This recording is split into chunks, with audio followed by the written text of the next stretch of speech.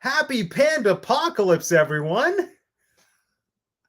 It's May 25th, 2022, and you know what that means. Today marks the 20th anniversary of the Toronto Panda Apocalypse, the fictional holiday that Pixar gave us Canadians this past year. And personally, I am thrilled to say that I survived the Toronto Panda Apocalypse. If you want to get one of these shirts for yourself, you absolutely can in the Teacup for One tea shop. But today's live show has absolutely nothing to do with Turning Red and nothing to do with the Panda Apocalypse, but still had to give a shout out to the Panda Apocalypse. And if you watch my videos, aside from just the live shows, I actually hosted a Turning Red inspired collaboration with some of my associates and fellow Disney content creators and YouTubers. So I just encourage people to put out content today inspired by Turning Red. And I myself put out a video as well. It was just a Turning Red, not even just like this took a lot of energy and time, and reminded me as to why I usually opt to just talk to a camera in my own space instead of going out and venturing into the world. But I did this for you, all one of you people watching. Oh, and apparently the one is my cat. Hi, Eliza. Yeah, no, I ventured throughout Toronto and Mississauga and just went to all the different communities and landmarks that inspired Turning Red. And I did a Funko photo shoot with this Funko, Human May, and Panda May. It was actually a lot of fun. It was like physically exhausting and I didn't hydrate, but like the video exists. So yeah, go watch that video. I encourage you, watch the videos of the other folks who participated in the collaboration. There's a lot of awesome stuff. Paula from Princess Paula Bell made bao buns, but delicious looking bao buns. Not like the ones I ate in my video that made me throw up. Literally, I almost throw up on my channel. It's worth watching. There's an in-depth analysis from Morgan of Teaching Disney, which I haven't gotten a chance to watch yet, but I'm going to do tonight.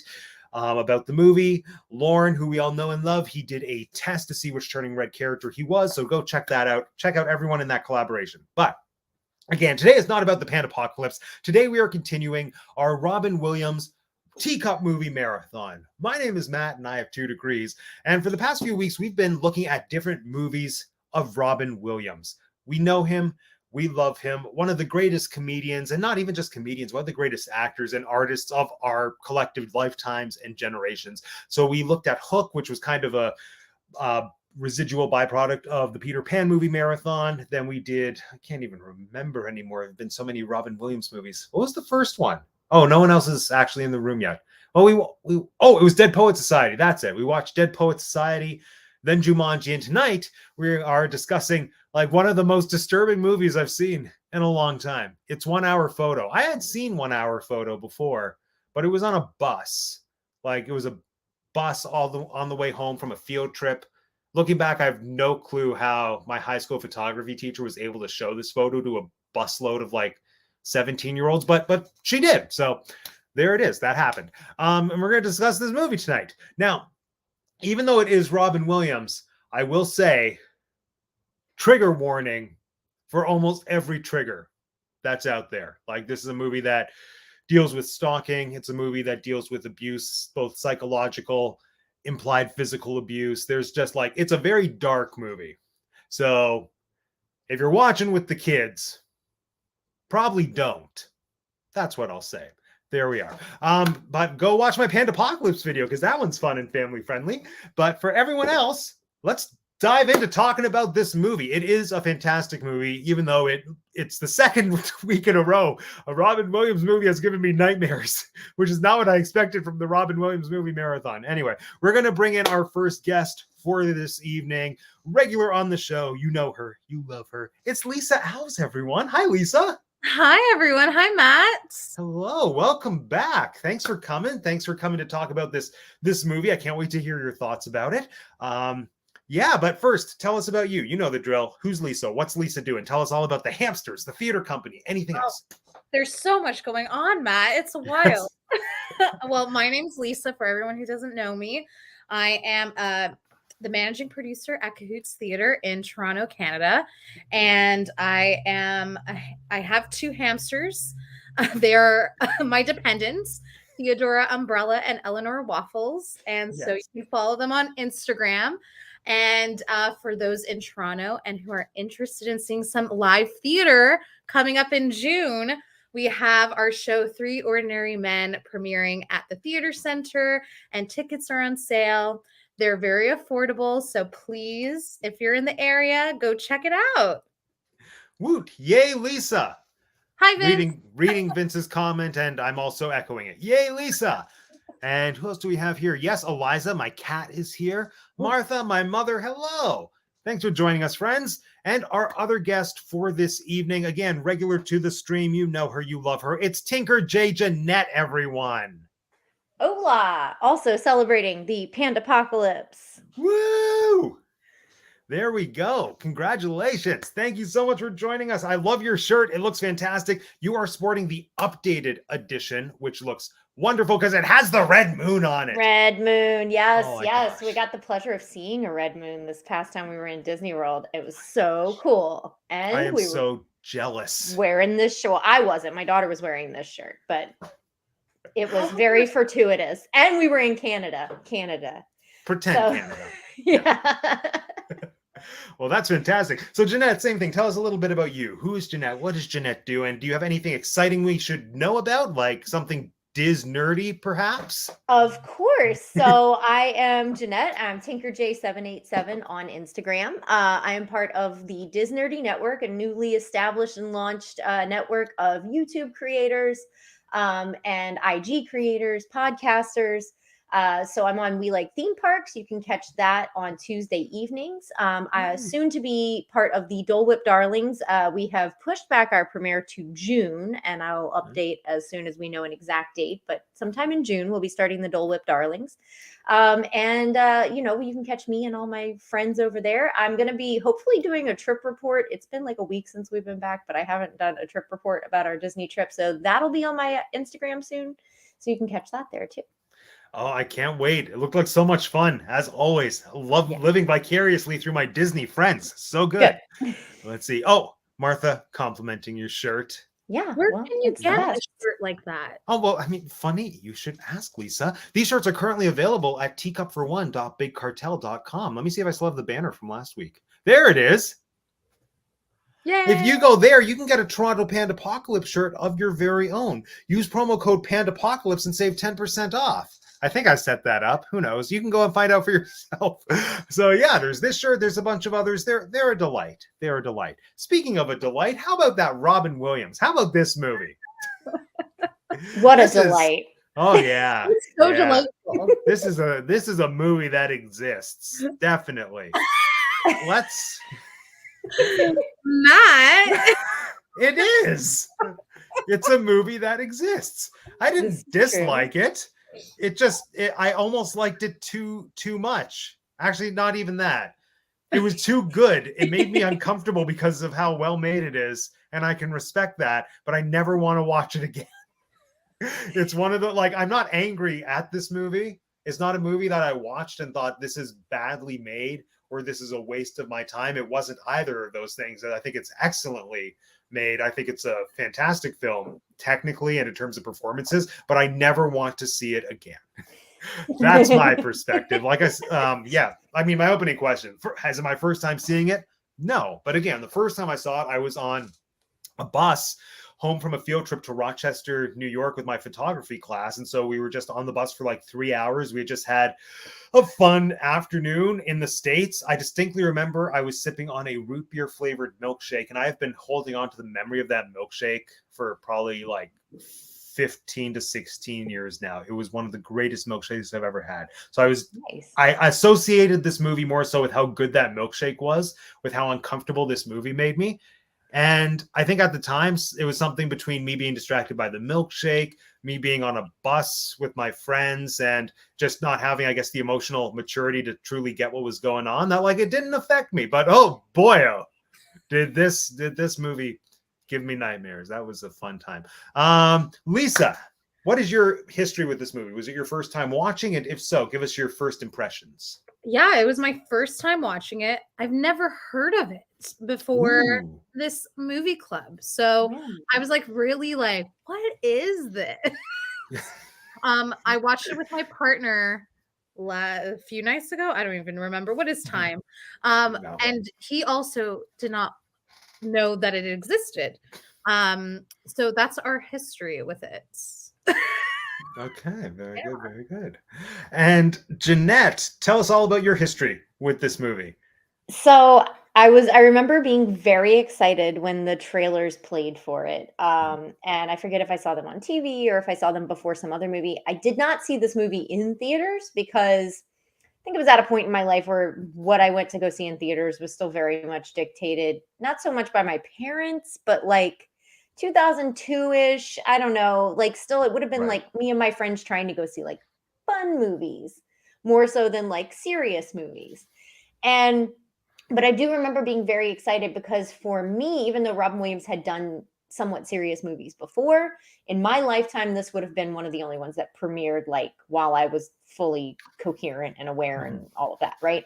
So I remember being very excited about it. I don't know if I saw it for the first time on TV or if I sought it out. I think I rented it. And I just remember loving it so much. I'm a big horror fan. And I wouldn't necessarily classify this as horror because nobody dies, but like there's no gore necessarily. Like I wouldn't classify it as horror. I would classify it as suspense maybe. But Yeah. like I just remember loving it, knowing at that age, even though I don't know how many well-made films I had seen, being like, this is a well-made film. This is what, good cinema is. I just remember being really happy with it and loving the story and feeling, emotion from it. And like, I wouldn't call it a twist ending, but definitely like being like, oh, that's why. And like, that was one of the first times that had happened where it was like impactful, really impactful, other than like Sixth Sense, but that's a genuine twist ending. So Yeah. Oh, it's a classic M. Night twist. I love M. Night movies. yeah, we M. should do Night. that one. I just want to Yeah, watch The exactly. Village. I think I'm like the only Big person Bryce who Dallas likes The Howard. Village. No, I love that movie, and I'm Okay, a huge good. Bryce Dallas Howard fan. Oh my god, yeah, Oh my god, yeah, she's revolutionizing Star Wars. Come on, she's a Yeah. treasure. Must be protected and must direct an entire Star Wars movie. Okay, let's jump into the comments here. Mandy says, "I'm glad I didn't see this movie." Mandy, I do think it's worth watching, but just prep yourself. Well, you'll hear us talk about it throughout this entire conversation, but it is a movie that, again, I don't feel is like a waste of time to watch. I think it's definitely worth watching. I think Vince says it best. It's an uncomfortable masterpiece. Yeah. I fully agree. Yeah. Bob says I've only listened to recaps. Well, Bob, there's going to be spoilers, but same thing. I say, Yeah. Listen to after this recap. Yeah, listen to our recap. If you feel like you want to watch it, I say go with that instinct. What do we have here? Love the director, Mark. How do I say his last name? Romanek. Let's go with that. Work his first movie. I haven't seen anything else by this director. I understand he like started with music videos, which I think is I definitely see that. It shows up. this Yeah. movie. Yeah. Yep. What do we have here? Bobby also. Yeah, I noticed this. I noticed that too. Yeah.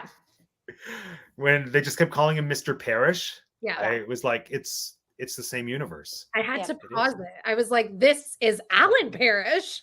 I know. And 1 week later, Exactly. what multiverse madness is this? It is the multiverse of madness. Truthfully. All right. So now, what was everyone's impression watching this movie this time? Either first impressions or things that stood out to you having revisited it for, I guess, Jeanette, and like also for me. I've touched on it. I didn't realize how uncomfortable this movie would make me. It was just like I couldn't look away, but I didn't want to look at what I was looking at. And then it just kept getting progressively worse and worse, like in the best way, where I was like, it's a good movie, but I'm so uncomfortable right now. This is one of those cases where I felt like I wasn't a super intelligent film audience member because it took me going to Wikipedia to like explain the ending to me and contextualize the movie. And then when I got that, I was like, okay, I get this now. Yeah, I don't know why. It didn't. I don't understand things that should be obvious sometimes. It when took comes me to a movies. couple of viewings to really wrap my head around that. Yeah. Yeah. I don't quite understand the ending and I didn't look into it. So I would love to hear what For you read. sure. No, and I think I do like that about this movie. And that's something that I enjoy in films. I like films that are left open to just enough interpretation, but feel like the director has a clear sense in their mind about what it is supposed to be. Kind of, yeah, like 2001 Space Odyssey, for example, to me, open to interpretation, but it's like too open. Not a fan. Space Baby, don't love it. But then something like this, even though I don't necessarily get it, I know that there is something to get by reading between the lines, and I love that. I really like that in movies. So yeah, Lisa, what was your first impression watching the movie? Yeah, I mean, I was like so intrigued by this type of movie for Robin Williams, because I don't think suspense or horror when I think Robin Williams. But I really enjoyed it. I like, as a person who does love suspenseful thriller like movies, I was digging it. I loved how artistic it was. Mhm. I loved all the like the bits and pieces, how everything like came together. Just with and the use of photography in the early 2000s. Like I love it. There was like moments where I noticed that the shot was shaky, and I don't know if that was intentional or like it's like I'm like watching it in a certain screen or something, but I'm curious if that was like a director's thing or could have just been a faulty camera. But overall, I loved it. I will want to watch it again.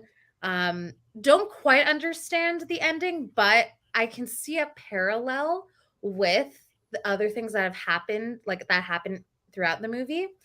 And like I wanted more, like it made me uncomfortable at the end with the philandering husband. But I wanted more of like what the dream gave the audience with like the blood and the Ugh, eyes. yeah. Like, I'm so sorry. Yeah, Oh, trigger it's okay. warning. Because like I love the like that. I guess it was a It was shock very value. visceral, really Yes. visceral. Yeah. And you don't know it's a dream until he wakes up. So it's very confusing. And I do, as an audience member, love being in that space of like, what's happening? But then Mhm. the director and the writer like saying like, no, it's a dream, or like this is what's happening. It's not real. So yeah, I just thought it was really great, and I wanted to see more of that from Robin Williams like repertoire in a weird way. But like more on that later. So yeah, loved it. Cool. And Jeanette, what did you get out of this viewing? Because when was the last time you watched it before this Watched past it week? all the way through, Mhm. probably a few years, 3 to 5 years maybe, since I sat down and like genuinely watched it. Mhm. Out of this viewing, it was like I remembered enough of it that I kind of knew, like I knew the storyline, I knew what was coming, but yet somehow I still had the same feeling I had the first time I watched it, where I was like waiting to find out if somebody was going to die. Like I somehow, even though I'd seen the movie before, I was like, oh wait, does somebody die? Did I forget that somebody dies? Oh my God. And I think that's what they want, right? They want you to keep watching, like, is something really horrible going to happen? And like, yeah, something horrible happens, but again, he doesn't kill anybody. He just So takes like, pictures. and yeah, I mean, he threatens people, but this movie, and the thing I got out of it this time that I don't think my brain had really gotten to this point as a movie watcher before, is to decipher that this movie is about trauma. It's about so many different types of trauma. Mhm. But mainly in the end, we learn it is about size trauma. And like, that's what I took away from it this time, was I was like, I don't, how you don't feel bad for the bad guy. I didn't feel sorry for him, but I did, like, I was like, oh, I didn't, and I did. Like, I was like, oh my God, this poor human being, this is how he was left out into the world to act, after he went through horrible things. And I think that's what I took away. And it was about the trauma of the child. It was about the trauma of the wife. And really the bad guy is the husband, is the shitty husband. Excuse my language. Sorry. Is the bad husband. We're talking So, about this movie. You can swear a bit. I was like, it's him. He's the bad guy. Yeah. And so like that was what I took away. I think I viewed it through a very different lens this time as far as like trying to find a meaning, because I did kind of know what to expect, but I was looking for a meaning. And that was what I took away this time. It's interesting, like just bringing up trauma, it makes me think just back to last week with Jumanji and just the parallels there. The name, first of all, Yeah. and then just having Robin Williams play a Parrish who is an adult that is still dealing with the repercussions of stuff that happened to them as a kid. I think Robin Williams portrays that with a lot of mortality. Like we want to feel for him, and you need somebody in this role who you want to feel for, because if you don't, this guy is definitely the villain. But if you feel for him, he doesn't have to be. Yeah, no, well said. Let's jump here to Bob Says. Robin does really a good job, or really good dramatic roles. This is the first time they marketed it as such. Even Dead Poet Society would run clips of him ripping it. Yeah. No, and this was such a big departure. And right before this, I watched an interview that came out more or less when the movie was released. And it was like one of those in-depth interviews. It wasn't inside the actor's studio, but it was something similar. It was a full half hour with him and the director. And yeah, he was asking why did you do this movie? And then Robin pretty well just said that he wanted a challenge and a shift in his career. And this kind of kickstarted the dark Robin Williams movies, because I think right after this we got Death to Smoochie and Insomnia. Yeah.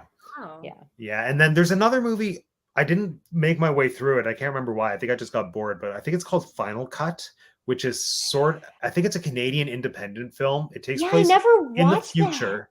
It's kind of like this because he's able to, the whole pitch is that it's like in the slightly near future, and then everyone has these, it's very Black Mirror actually. Everyone has like computer chips implanted in their eyes that records everything in their lives. And then his job is to take all of that footage and then compile like memorial videos after people have died. So he goes through people's entire lives and it still has this is what I remember. It might not be as good as what I'm describing. And if it's not, I'm writing this movie because it's good.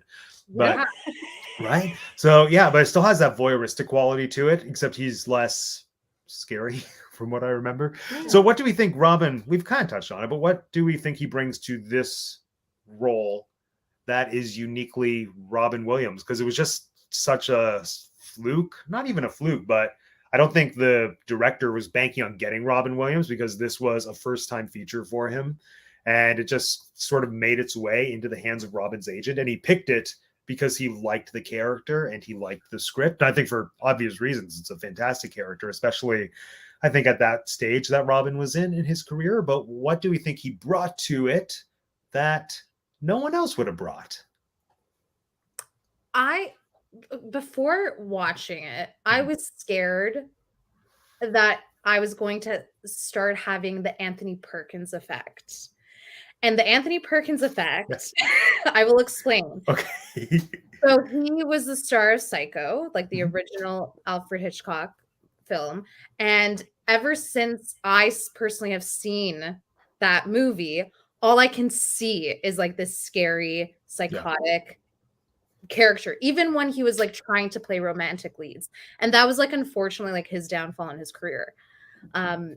And like, I was like, I don't want to start like seeing Robin Williams as like a scary character, because he's not. Like, I love Hook, I love Jumanji. So like, what? Like, I felt like I was like trapping, like falling for something, and that was not the case, because I think what I was getting was I disliked everything that he was doing. Like, all of his stalker behavior was awful. So bad, so wrong. No one should do that. But I didn't hate him, and I understood his trauma. And I think that care and that compassion that Robin brought was the reason why I like walked away from that movie being like, he's a great actor. Like, he did that role, but that is not like, he is not that character anymore. Like, and also like, he just like chameleoned himself into that role really well, that I don't think a lot of actors can do. And that's why you get stuck into these Anthony Perkins effects. So yeah, I think it makes sense now after seeing it that Robin Williams would do such a good job and still like not ruin his career or any other subsequent like movies afterwards. So yeah, loved it. Well said. So I feel like what he brought to this, like I said before, I think he makes us, like Lisa said, it makes us care for him. And that's a very small pool of actors that could have done that.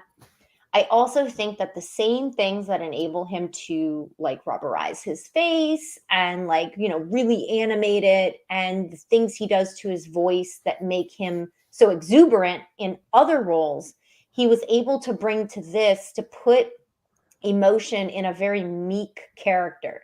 Like this guy is, other than like when he talks back to the repairman or whatever, like he's a fairly meek person. He's quiet. He only speaks to the people that he is stalking, really, to any length. And I feel like all of those things that he had done to be exuberant, he was able to bring into this to show the emotion he needed to get across in just a few words or in a smaller way, because he was able to show it on his face. And he really is one of those actors that can emote like better than almost anybody else, I think. And like when he gets fired, like the pain on his face, the absolute, and you can see everything that's happening. It's not just, oh, he's sad and mad. It's, oh, this is the breaking point. You can see it in his face.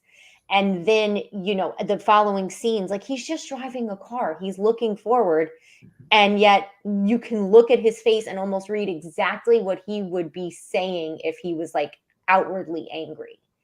I think he brings all of that animation in a completely different realm in this one. And on the note of him being like, it's so great that he's in this and he wanted a challenge.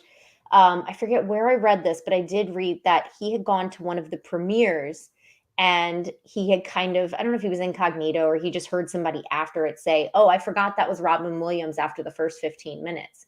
And instead of taking it as an insult, he was like, that's exactly what I wanted. I wanted you to not think about the fact that it was Robin Williams playing this crazy role, Mm. Yeah, I think there's just something so effective about forcing, not, well, I guess not forcing, but putting him into a role where just by merit of the needs of the character, he has to be a lot stiller and has to be a lot, yeah, everything that's very counterintuitive to the types of roles that he normally did. But like when I think about what you, Lisa, were saying with the Anthony Perkins effect, it just makes me think that I think no matter how good actors are, they can only get away from themselves to a certain point. Like, and that's kind of the beauty of acting, is like kind of finding that marriage between yourself and the character and finding ways to make yourself slightly different. But like when I think to Anthony Perkins, I feel like the Anthony Perkins effect and the Norman Bates effect is like when I think of him, aside from Norman Bates, I think he just had a very cold sense to him. Like I feel like Anthony Perkins had this very, yeah, he didn't have the warmth or the openness. Something to him just seemed very closed off. Like when I think, I haven't seen much else aside from Psycho, but I've seen Evening Primrose, which is something he did with Sondheim, as well as he was Javert in like a TV movie of Les Mis. But like Javert to me is a very good Anthony Perkins role because it's someone who is just very in their heads and doesn't really show their cards. Yeah. And I think that's like what Anthony Perkins brought to roles. So when I think of him trying to do romantic leads, like that just doesn't necessarily mesh, even though like physically I guess he kind of looks like the leading man. Once he starts to talk and you get the sense of his energy, like that's not it. So I do think that like the difference between like Psycho and this movie are completely different, but I think what's evident between these two actors is that I think Robin Williams brings so much more nuance to his roles, but then he can also like show it, Yeah. And with Anthony Perkins and Psycho, it's cold, he's in his head, and like that works for that role and maybe for other roles, but like it's not as flexible or malleable as what Robin Williams brings to his roles. And I think that's something that for a comedian you need. You need to be like that flexible to, you know, try new things and experiment and like find what works. And I think that's what Robin Williams has done so successfully in this movie. I will still stand, like, I was not scared of him as the man. I was scared of his actions. And I Yes. think Yeah. like that is, I don't think I've ever seen that in like a horror thriller suspenseful movie. And I think that's why I really enjoyed it. Because you're always like, when you're watching scary movies, you're afraid of the villain. You're like, I do not like Yeah. that. And that is a thing that you kind of want from those movies. But it's just a different taste of Well, and like in this one, you're thinking, what is he gonna do? You're not necessarily thinking, when is he gonna do it? Because like you really don't know what his intentions are. So it's Yeah. not like a normal, like it's not a horror movie where you're like, when is it gonna happen? Because you know the thing that's gonna happen. Mhm. It's, you really don't know what his intentions are.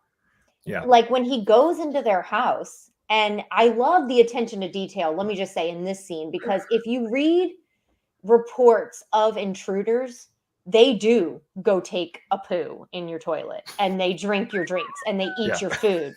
They do these things. That is what people who are intruders, who that is their thing, that's what they do.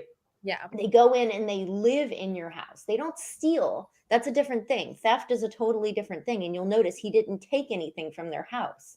He went and he looked at the rooms because he had seen them in the pictures, and he just wanted to be a part of it. And that scene both is horrifying and yet really heartwarming at the same time, to me personally, because I'm like, oh, he's getting to do this thing that he wants to do, and it's not hurting anybody. Like it will, if they know somebody was in their house, it'll ruin their sense of, you know, privacy and security, but they don't realize it. They never show us them realizing it. I had the same reaction. Like, yeah, like I'm like, for him. I felt so happy for him. I was like, heck yeah. But then like when he does, He broke into someone's house. yes, but when he does go sit down on it, there's this moment where he goes and you're like, oh, he's just looking in the rooms. This is kind of creepy, whatever. When he is in their bathroom, using their bathroom, you're like, okay, there's a line. There's the line right there. Because to me, that's the creepy part. And then when he sits on the couch and he has the beer, you're like, okay, it's getting progressively a little more. And then that's what I love about this whole movie, is that it is, for a not very long movie, it definitely feels like it takes its time getting places in the best of ways. It doesn't feel drawn out. It feels like, that's why I call it suspense. I literally feel in suspense every time I watch this movie. Yeah. Yeah, no, the pacing is fantastic, and it just builds tension brilliantly. And I think just what I love is what you mentioned about how the actions are the thing that make it uncomfortable. And I think like the writing is impeccable in that way. And just the simplicity of just seeing him doing the simplest things, like writing down 3 instead of 2 when she asks for 2 sets of the photos. That to me, I'm just like, no, I like, you just wrote a number, but I know what that implies. And I also don't. Like, what are you going to do with the extra set? And the movie has so many amazing moments like that, where it just kind of gives you the tip of the iceberg, and then you don't know what the rest of the iceberg holds. But did he actually break into the house, or was that a fantasy? That was a fantasy. Okay. That part was and see, I struggle with that every time I watch this, because I think, oh, the part where they come home is the fantasy. I wonder if he ever broke into the house, but then they immediately show him back in the car. Yeah. After that. But I still struggle. I'm like, I really feel like he went in the house and the dream sequence is them coming home. Yeah. So, and I don't know that we're ever supposed to figure that out. I don't know. Like, and throughout it, you see him getting, like when he's sitting on the couch, he's in a sweatshirt all of a sudden. And you're supposed to question, did he take the guy's sweatshirt? Did he put it on? Did he then take it off and go back to the car? Like, and that's what I wonder. Like the thing with the and it's, if you notice, it's not blood coming out of his eyes. It's photo fluid. It's photo developing fluid. What? Yeah. Sure. Oh, I closed my eyes. I was too uncomfortable. It's a completely different color. It's like a brownish orange. Yeah. It's not red. It's photo developing fluid. Hmm. Oh my god, Yeah. I did not notice that. I thought it Yeah. was good. That's so cool. So I Yeah, think that's cool. that dream sequence is a lot more blunt. Like he wakes up in bed and you're like, oh, it was a dream. When he goes in the house, I really still to this day, after this viewing, could not tell you if he actually went in the house. I know them coming home obviously is a dream sequence, and I don't know if him sitting on the couch is a dream sequence, but like him going in the boys' room, him being in the bathroom, all of those to me still feel like he did those things. That makes it even more creepy, like not Yeah. knowing. That's I know. I'm like, I can't figure it out. Like, Yeah. I No, can't, like I would like to choose to believe now that there's some point in that sequence of events where he leaves and goes into the car and imagines the rest. It's just a question of like when is that? exactly. And like, but then like maybe Lisa's right. Maybe the whole stinking thing's a dream. The fact that I've seen this movie more than 3 times and I still don't know, to Yep. me speaks volumes about how good the movie is. Yeah. I'm like, I that's awesome. I will say now, I guess this is venturing into the writing out realm, but like everything that centered around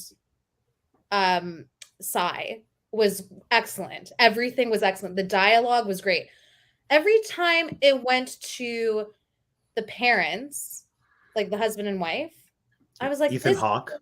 yeah, the Ethan Hawke clone. The poor man's Yeah. Ethan Hawke. Yeah. I was That like, guy's been in "What?" a million things too, and I I like know, still don't know his so name. familiar.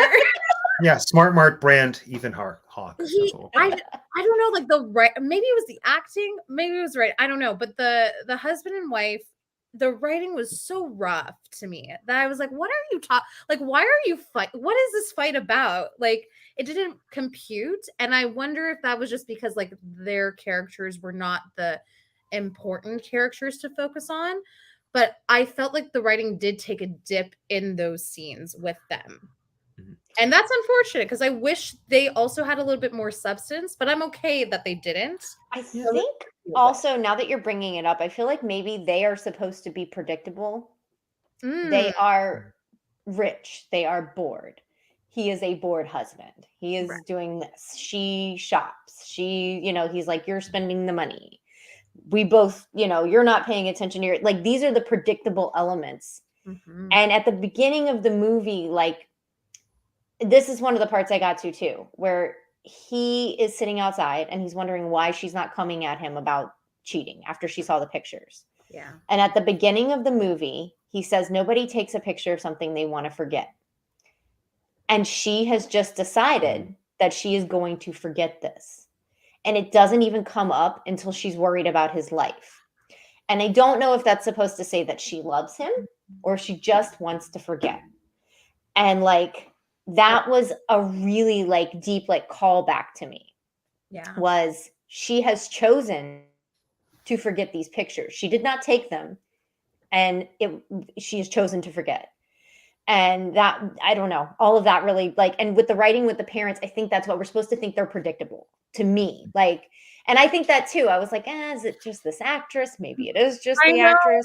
Maybe it's just this guy's been in other stuff too, and like he is kind of the poor man's Ethan Hawke. Like he's not as good of an actor as Ethan Hawke is. Oh, few people are. Let's be honest. He's going to be one of the 8 people in here right now. Very poor man's Ethan Hawke. But like but on the same note, I thought the kid did a really great job when the kid's laying in bed and he's like, I'm so worried about this person. I feel so sorry for this person. And I almost feel like that set the tone for us as a viewer. Like, yeah, I feel bad for him too. Oh, that stinks. Yeah, you're right. I do feel bad for him.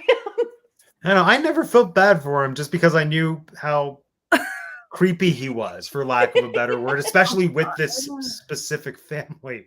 But to go back a titch, I think, and maybe this is just my hopeful interpretation. I almost feel like they're so generic and so bland because it's playing into the idea that you really only see the surface of them. Like we do kind of see their domestic life, which is a perspective side doesn't get, but it's playing into that whole idea of you just see what they want you to see. And that is a very like generic, rich American family. And then you see a little bit of the like the flaws, not even flaws, like the gaping problematic issues that they have when it's discovered that he's having the affair. And yeah. I mean, I guess they are a device for the plot and for Sai's character development, which is fine. Like, yeah, I'm not watching it for them. I'm watching it for Sai. So yeah. And also to say that they're, you know, when you're acting is literally in the movie, like there's only like 4 core characters and you're up against Robin Williams acting. Yeah. By comparison, you're going to pale a little bit. Exactly. Yeah. Although I liked his boss. I thought his boss was held his own guy's as Robin. a freaking fantastic actor. Yeah. That guy's amazing. Why can I never remember that man's name? Was it Gary Cole? Yes, I think it is. I always just call him Mr. Brady because I remember him, like that was the first time That's Mr. Brady? That's well, not the original TV show. No, but yeah. But the Brady movie, yeah. Oh my gosh, I love that. Yeah. Very Brady sequel is a comic masterpiece. Oh, I love a Very Brady sequel. Yeah, I love him. And then of course he's Ricky Bobby's dad too. Who's Ricky Bobby? Wow. Talladega Nights, Will Ferrell. Oh yeah, you've told me you've never seen that movie. It's a movie. It exists. You know, if it's a marathon one day, when we get to the Will Ferrell marathon, that's when I'll watch it alongside the producers. Actually, that's not even a very good movie. But so, okay. Well, I mean, it's a fantastic musical, but Susan Strowman was just told, like, here's a lot of money. Turn your great stage show into a movie. Your first movie ever. Go. Just Interesting. yeah, I'm all for giving Susan Strowman all the work because she's fantastic, but it feels like a filmed Broadway show, which is exactly what it is, so it's fine. But this movie, 1 hour photo. How do we feel it's aged? Because 1 hour photos, they're just not a thing anymore. I was hoping. How does this movie? For sure. How does this movie play to an audience where we live a lifestyle where it's almost normalized to be photo stalking people? I know there's definitely the difference in dynamic because the photos we have access to when we're stalking people on Instagram and Facebook are things that we know they're willingly putting into the world to be seen. And like when we're putting our own images online, like we know that it's there for people to watch. But even still, how do we feel this movie plays now to a society where that's a little bit more, I don't want to say normalized, but it's more familiar, I think. Familiarizing yourself with the lives of strangers through your photos. Go ahead, Lisa. No, you go.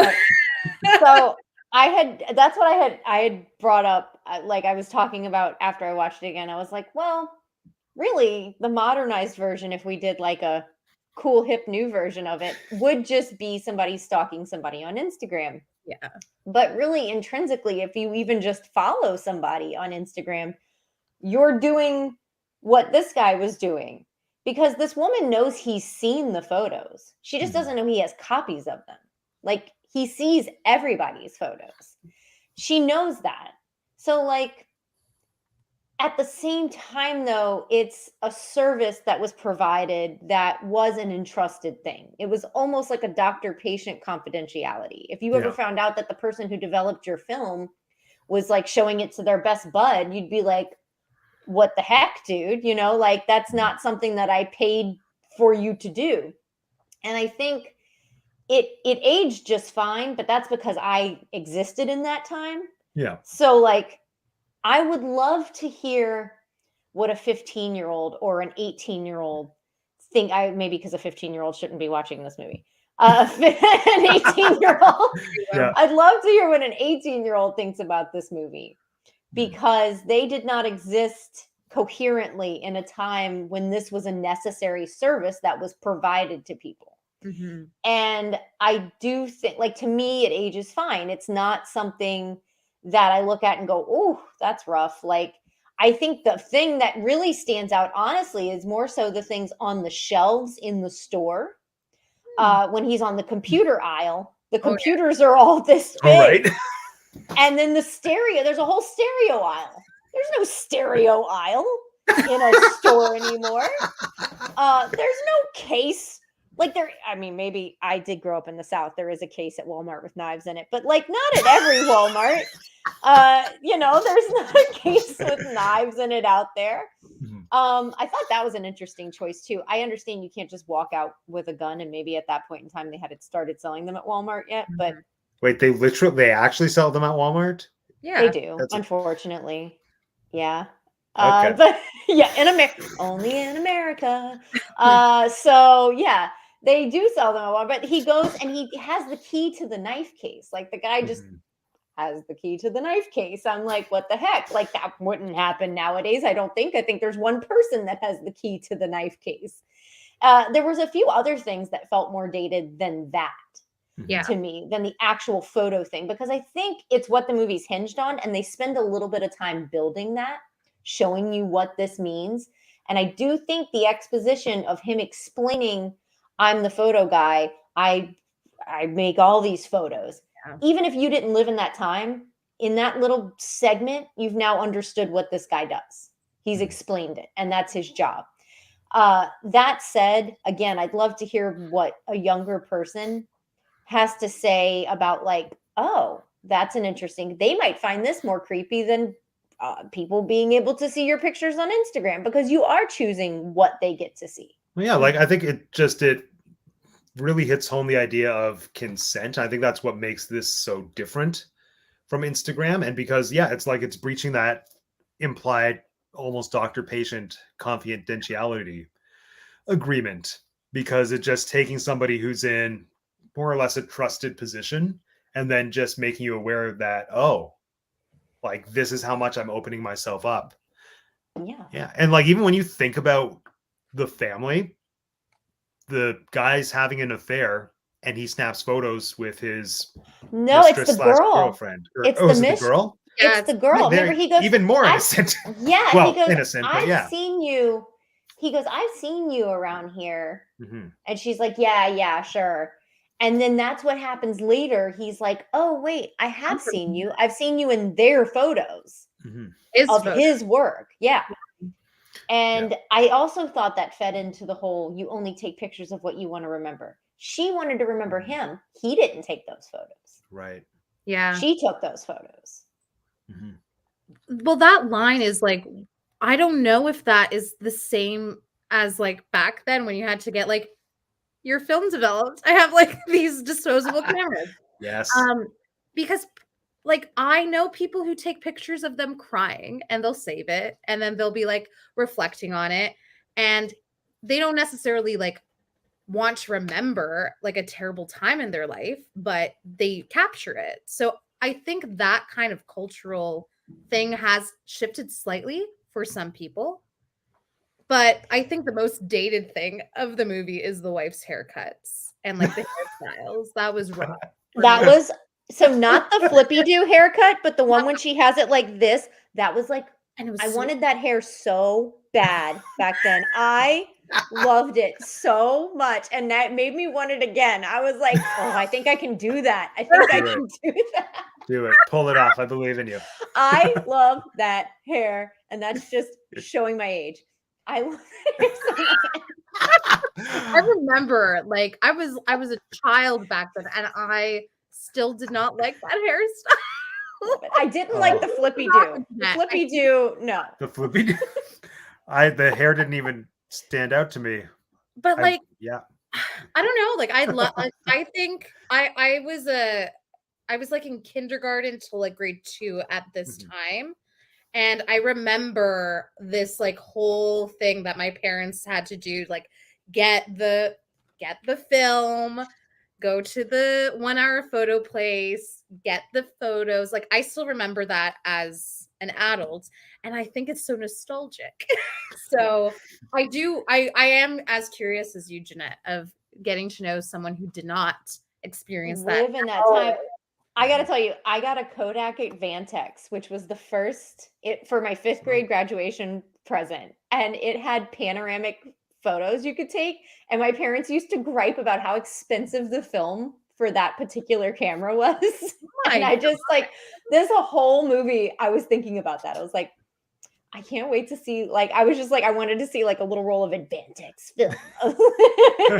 Like, I love it. So funny. I had to just like for the show I'm working on, it's based in the 1960s. So I had to pick up a camera for a prop, and I'm like looking at it and like where the film goes.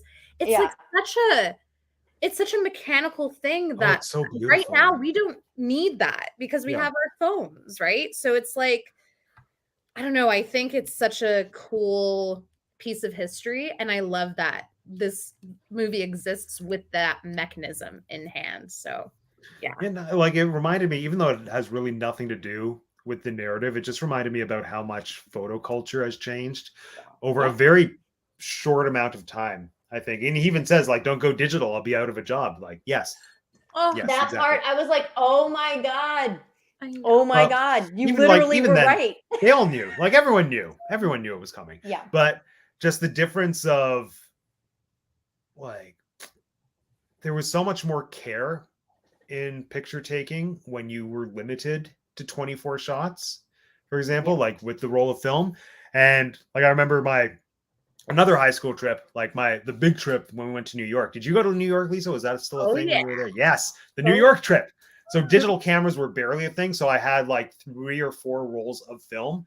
And yeah, like I had to be very selective about the Yeah. things I chose to take pictures of. And like I take well, back then when I was limited to my shots, I picked really weird things to take pictures of, like a sidewalk that had a cool piece of graffiti on it, or like a weird crack in the wall. And then people would just always say, Matt, why are you taking a picture of that, of all things? I was like, because it's interesting.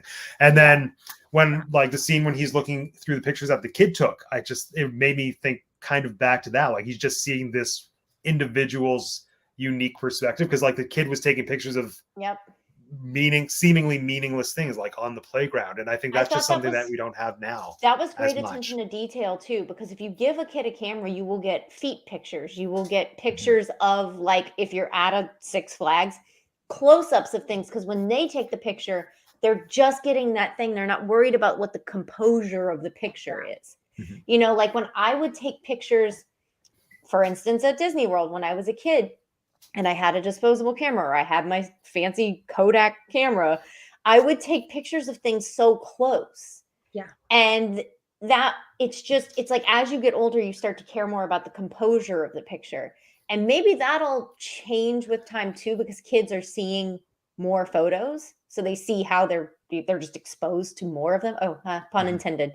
But like, but like they see more of them. And I think back then, like, you didn't give your kid the camera because film was expensive, and it was expensive to get it processed. You know, he says $30, and it's like, it's not even that much to get pictures printed now. Yeah. Like, that was a lot then, you know. I do think That's for certain things 4x6s too. yeah, like I think things have aged in it, but I think the core of what he's doing is explained enough where it doesn't. Like I said, I think there's plenty of other things that have aged in that movie. Well said. Agreed. Let's jump into the comments here. We have Yeah, lots of certain fun things comments. happening in there. Yeah. Oh, I blocked the other ones. Yay. So Rosie the Puppet Master is here. Yes. So Rosie says, I did 1 hour processing in high school. So Rosie, did you like look at the photos? Let us know. Did you like, I'm not saying you pulled a sigh, but like, what was that process like? Because that always, even before this movie, that always fascinated me. The idea that people were having to see the photos, even if it's just the moment that they put them in the envelope. Like that's strange. And I don't even know how I would personally be uncomfortable in that position for myself. Yeah. I would just be like, I'm seeing into someone's life. It's While weird. we're talking about this, I found it very interesting, and it was almost foreboding or foreshadowing when he's talking about all the different types of pictures he develops. And he talks about the uncomfortable young man who comes in with the slightly pornographic pictures, you know? Yeah. And he's like, and the woman in the pictures is obviously very happy. She's fine. Nobody's being harmed. And the guy's uncomfortable. He's all like shifty about it, but not in a weird way. He's just like, you know, embarrassed. And Cy smiles at him and he's like, I develop everybody's pictures. You know, it doesn't matter. This isn't illegal because everybody's consensual and all of that. And I thought it was very foreshadowing to when he was like, obviously the people he was taking pictures of was not consensual. You know, like it was kind of like, yes, it's okay that you come in here and do this. And then that's what makes what he does later more wrong. Like we've already had a comparison, and we know that it's legal to do this one thing. Also, when he takes the pictures of the manager's daughter just to kind of get them, then you're wondering too, is he trying to get caught? Is he literally trying to threaten the guy? You know he's not, because that's not his thing. He doesn't take pictures of little kids. Like that's not what he does. Yeah. That's not his crime. And so it's like he's trying to get caught, you know, because like what else is that going to achieve? I was interpreting that as like him just scaring his manager because he was so pissed of like he had so much care for his work that like the reason why he was fired was ridiculous. Yeah. And like I didn't read it as like, oh, this like he's this kind of guy now. Like he is a predator to children. Like, yeah, I think it was done in a very specific way where like this is not the reason why he's creepy. This is a tactic to mess with the manager, and this is why he is the way he is and does the thing with the cheating couple. Yeah. But I think we're supposed to feel a little bit of danger from it because he's already mentioned, oh, we don't develop pictures of little kids like that, like creepy pictures, you know, like he makes a point of mentioning all of that. And I thought that was really interesting and very foreshadowing. Yeah. So let's see. Do I want to? No, let's look at the comments. Then I'll go into the thing that I want to talk about. Rosie says 1989. 1989. He was developing pictures in 1989. Oh my gosh, I was 2. Same. Baby. Oh yeah, 787. Woot. 87. Good year. Yeah. Good year. It's a good vintage. What we got here? Rosie's here. Tinker J. Rosie. Oh yeah, Yoda's here. Hi Yoda. Yeah. Yoda. Hashtag not a stalker. Humble. Very good. Very good. Yeah. But yeah, what did Rosie have to say about developing? Lots of blurry action shots. Lots of interesting photos. Birthdays, graduations, sexy time stuff, and funerals. That sounds. That's you take pictures at funerals. I've never seen anybody taking pictures at funerals. That's weird. Yeah, like if it's out of invitation, I would not be comfortable seeing it. Do you smile? Do you smile? Like, I don't understand. That's very confusing. Yeah, maybe just a lot of people are black. Is it like American Gothic, or is everybody just like like they just brought their funeral pitchfork to? Well, no, like straight face, like. Oh right. What? That's so weird. I've never seen people take pictures at funerals. Rosie, let us know. We want to know. We need to know. Yeah, that's really weird. Please check out those people. I think developing is just the same 15 different life moments over and over. There's a disconnect, a lot of them as people. Some caskets, some family at wake. Oh, wow. Yeah, well. Ooh. Whatever. I mean, I'm a morbid individual, and that's weird. Well, have you seen those really old photos of corpses, like from the 1800s? When the trend that's coming back of like real life funerals where you set the body up in like cool positions. Yeah. Wait, what? Oh, I'm just thinking the pictures where it looks like they're sleeping, and then the caption's like, no, they're dead. This is a thing. They're having funerals now where like the body is set up in like a real life. Then? Yeah, like a real life like setting, like they're at a tea table or they're DJing or whatever. Yeah, this is like a thing. Look it up. It's. I did not know that trend was coming back, but again, maybe it's only in America. Maybe it's only. Oh my god! It reminds me of there's this prairie dog museum in Alberta where all these old ladies in the community take taxidermy prairie dogs and make little costumes and put them into dioramas. Oh well, people do that with mice. That's pretty normal. Yeah, but that's when you're like they might be DJing or. That's Weekend at Bernie's meets that is what I picture when I hear that. So yes, for sure. Lots of dog and cat. I hope like in they're the movie. alive. Yeah, where Oh they're yeah, like, the cat she lady only was my took pictures favorite. of her cats. I Aw. loved her. I loved her.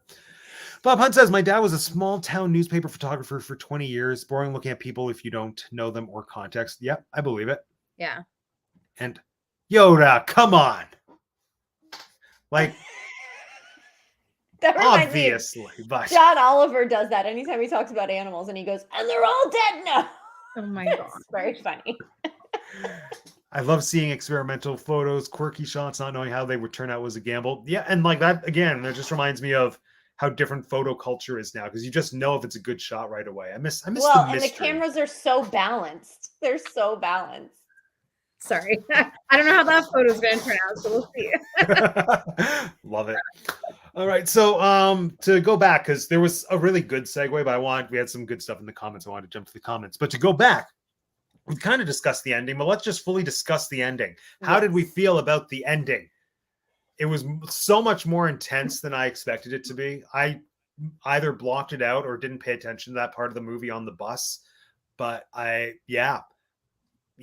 yes, it happened and it was very uncomfortable. That whole hotel room scene. Oof. Yeah, awful. It was awful. It was very disturbing to watch. But I love seeing, I think her name is Erin Daniels, the The mistress. girlfriend or the mistress, Yeah. yeah. She is an actress on The L Word, so it was really nice to see her in, I guess, like a supporting role. I knew I'd seen her somewhere else. Yeah. Yeah, and like, yeah, she did the thing that she needed to do. It would be the the girlfriend. But yeah, he didn't take the pictures though. Like he didn't. Did he take the pictures? Logically, that Yeah. kind of confused No, me he because I thought did. we He saw took him the take. pictures. But No, Because but they tell him when they arrest him, they go, "We developed the camera." They developed both cameras, the one he has on him and the one that he left in the hotel room. And I think he left that one there. oh, okay. The one on him was the ones they give him at the end that are of the monotonous things in the room. the appliances. and- Okay. Yeah, Okay, so he did take the photos, but he he did take them. them Yeah. with him. No, he didn't take them with him Okay. because he didn't want to remember it, I don't think. He just wanted to freak them out. Yeah. He wanted to Okay. punish him. Yeah. Yeah. So, okay.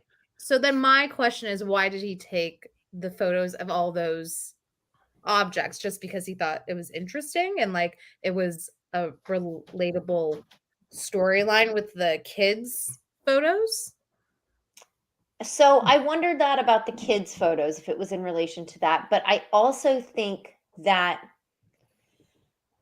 the things in the room, you see his apartment and how Yeah. sterile it is. And I feel like that's his safety zone. And like I feel like he did those things and this was his instance of remembering maybe that day, but not Okay. that stuff. I Okay. feel like he took the pictures of the instance for the cops to see and for maybe the wife. He thought maybe the wife would see it. I don't know.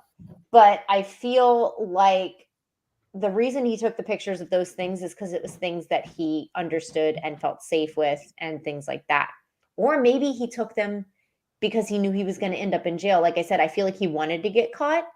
And he was in that white room and he laid those things out. And I feel like that was the things that made him feel like in touch.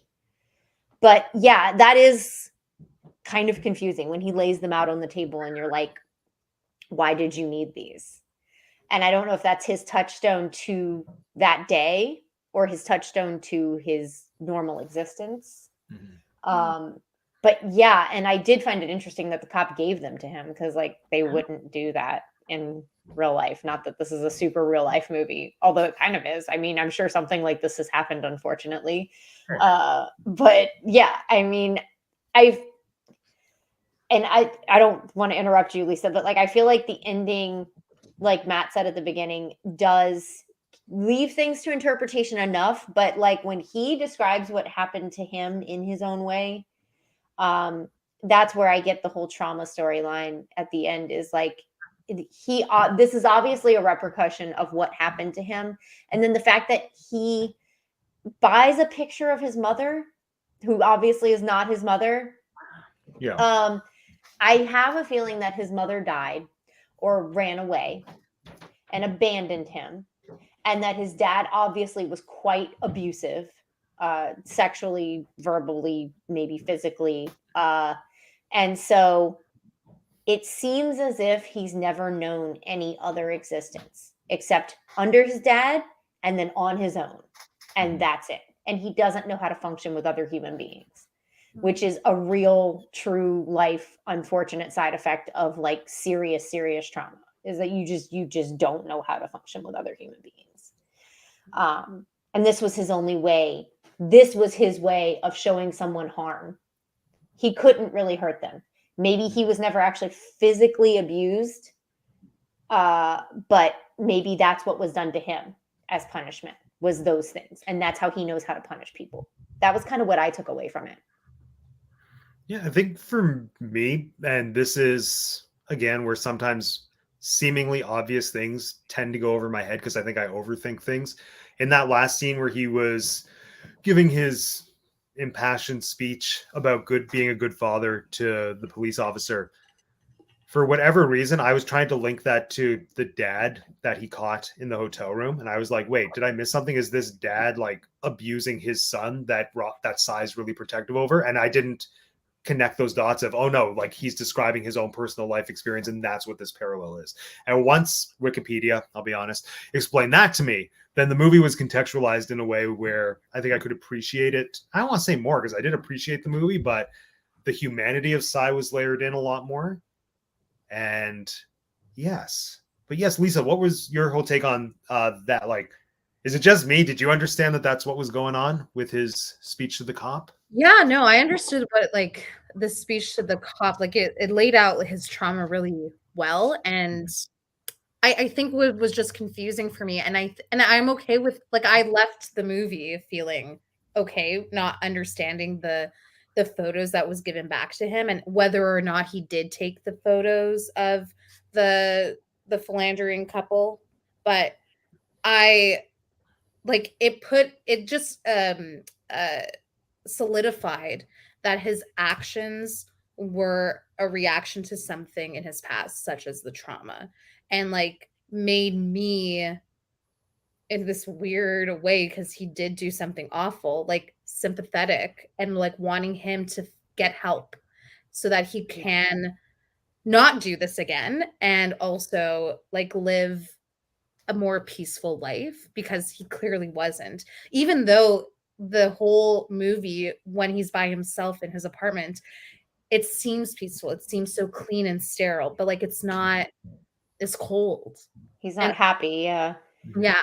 So I think like my confusion at the end and like me not having the answers at the end, and that's, I'm like, I'm fascinated by like what you're saying, Matt, and what you're saying, Jeanette. Like I'm fine, like I was fine with that. I'm okay with not having all the answers or understanding the movie completely when it is done in such a great way. Like it gave me answers throughout the movie, and like it was it was beautifully shot.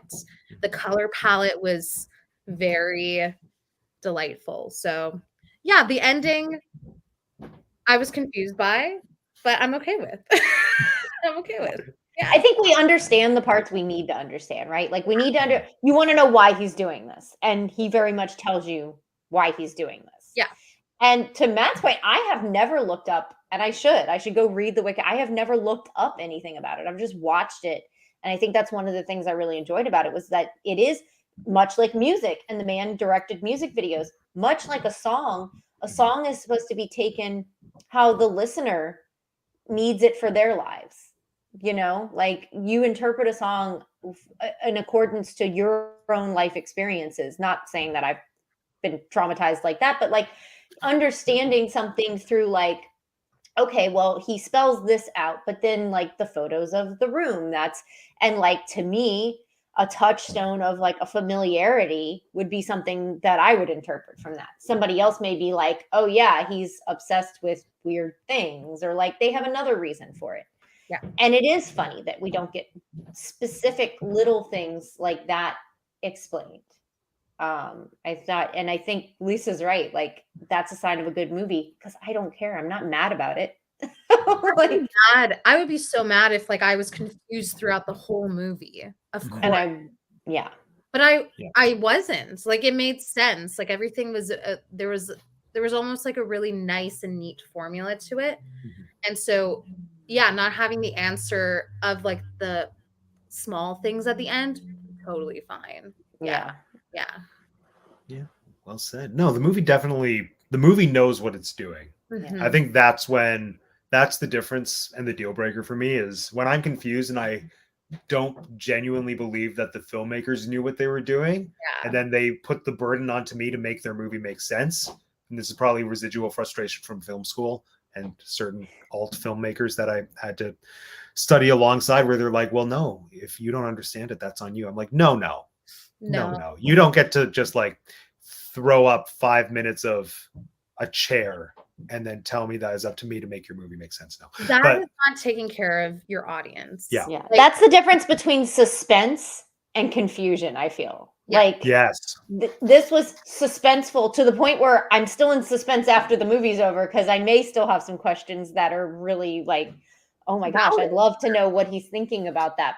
But obviously, there's not going to be a 1 hour photo too. There's no 2 hour photo. So like, there's thank you for that not existing. it's nobody needs that. I will say in the end, I think the guy who plays the cop, who I can't recall ever seeing in anything else, I'm sure he has been, but that guy was such a good actor in the same way, like where he doesn't say too much, but he really shows on his face his compassion and his understanding when Sai tells him that story without actually telling him the story. He says, "Oh, you don't do these things to your child." And you see it click in that cop's brain and you're like, Mhm. oh, and that's why he gives him the photos. He wasn't gonna give him those photos, and he was like, oh, you're just, to call back on Hook, you're just a sad little man. You're just a sad little man, and you just were it's the only way he knows how to communicate. Like anger and fear come out in this way. Yeah. And I think they went to his apartment and they saw all those things on the scratched out faces on the wall. And they're like, oh, this guy's dead. This guy's going to kill this guy. When really the worst he did was hit that girl in the nose with the door, as far as like actually physically harming somebody. Emotionally, oh, he's scarred. Emotionally, he's wrecked they're both of them for their whole lives. they're done for the Yeah. Because when she was in the shower, I felt, oh, my heart. I was like, their When- therapy bills are going to be never ending. Also, you did notice, and this was something I noticed on this viewing, and I'm glad we're talking about this because it kind of came back to me. In other viewings, I'd never noticed this. She's in the shower crying, and he's sitting on the bed. Nobody separated them. They are not holding each other. They are not crying together. There is no love there. There is no compassion for each other. And he still goes home at the end of the night. And you can see it in his face, like, oh, this is my home, but it's not. Like, I now have no place. Yeah. Because like they aren't, this horrible thing just happened to them, and they're not consoling each other when the cops come in. Mhm. They have the option to. He's gone, but they're not. Interesting point to bring up, Jeanette. Mhm. Yeah. Like, yeah, they are separate. Yeah, But she's in the shower alone, and they're both still nude, which is Mhm. weird because they kept trying to cover themselves up, and then he's gone, and they're both still naked. So it was very interesting to me. Like I definitely think. Well, it says so much about what that relationship is, and Yeah, and I think I'm so sympathetic towards them, even though, well, I don't want to say I shouldn't be, but at the same time, like I'm they sympathetic weren't. to her. Yeah, Yeah. yeah. I know she knows he's married, but that doesn't deserve her this sort of trauma. And she is kind of an unfortunate victim and side effect of all of this. Yeah. Him, on the other hand, no, I have zero sympathy. Yeah, like he was written in this stereotypical cheating man way where you're like, okay, like there is no substance to why you're cheating, and I don't sympathize with you. He shouldn't have gone through that. Sai should not have put either of them through that. But yeah, of all my sympathy would go towards her. and Psy in this weird way because Yeah, no, for real. yeah. No, And oddly enough, I'm not I don't think he sympathetic deserved to to wife like be held either. at knife point. Of Though. course not. No, No, no. no one should. No one No deserves one to should be be held at knife sympathetic to that. But I do think you see all the realization on that guy's face when Oh, he for goes sure. to point. And yeah, like he's He's like, wow. oh, this was all because of me. Yeah. Like, honestly, Sai would have just kept being a weird stalker guy, I think. Like he would have just kept looking at pictures of them. This would not have happened had he not done what he did. And been unremorseful and like almost borderline flagrant about it. Like Mhm. letting this girl take pictures and like just telling his office dude like I'm just going to go to this hotel in the middle of the day when I'm supposed to be working. Like what in the world? Well, yeah, he was like so sloppy about the whole thing. Yes. Yeah. And there like was no that to me, like this is a whole other conversation about like cheating and lying. Like if you are so sloppy in your lies, then there is a part of you subconsciously or consciously that you kind of want to get caught. And I think that is like the symptom of this guy's character. And like it tracks because I think he is this stereotypical device character that the writer has used. And that's fine. Like it gives this, it provides a story what it needs. Yeah. So yeah. You know, it's so. What fascinates me the most about this movie is just the voyeuristic, invasive quality to it, and just the idea that, like, that entire family, they would have had their own domestic dispute because she would have found out he was cheating one way or another, very likely. But the fact that it's pushed to this point solely because Psy is crossing that boundary and because he is paying so close attention, I just think that's what's really fascinating about this. And it makes me think of, what movie was it? Maybe it was Catfish. Maybe it wasn't. Something similar to that. There was a documentary that came out about when the internet started to get to a point where people were communicating more and more with strangers. Then it started to create this weird, like, boundaries were being crossed between people's privacy. And maybe it was Catfish. I know that's what Catfish is about, but distinctly I remember there was someone who made a purchase off of somebody else on eBay and then it didn't go through. And then they ended up tracking them down in real life and like bad stuff happened and the police got called. And that's just a situation where kind of that barrier of protection is broken down. And it just makes you realize how fragile I think people's lives and relationships are. And all it just takes is a sigh, for example, to decide I'm going to take away this card and make your entire house of cards fall apart. Like it's almost like Rear Window too. Yeah. I think where it just has that element where everyone's lives would have just gone on completely as is without affecting anyone else except for the person who just knows too much and decides to take action on it. So like how do we think this story could exist now? Because we've kind of discussed about how photo culture is different, but how could it exist now? Could the same movie be made today with something being subbed in for a photo lab? I mean, I don't want a movie like this for current day for me personally.